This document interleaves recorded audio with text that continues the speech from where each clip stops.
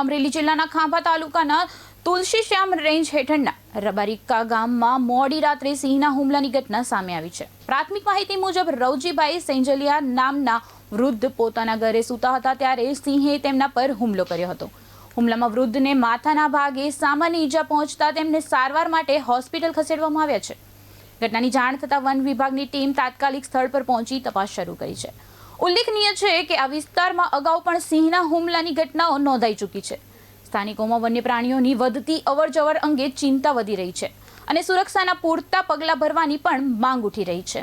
3:30 વાગે સિંહે અચાનક મારા પપ્પા ઉપર હુમલો કર્યો છે અને જંગલ ખાતાવાળા એવું કહે છે કે આમાં કોઈ પ્રૂફ નથી કે હાવજે હુમલો કર્યો એવું, પણ અહીંયા જોતા એવું લાગે છે કે જોઈને ગામજનોએ કીધું કે નહીં હાવજ જ છે, તો જંગલ ખાતાવાળા એનો બચાવ કરે છે।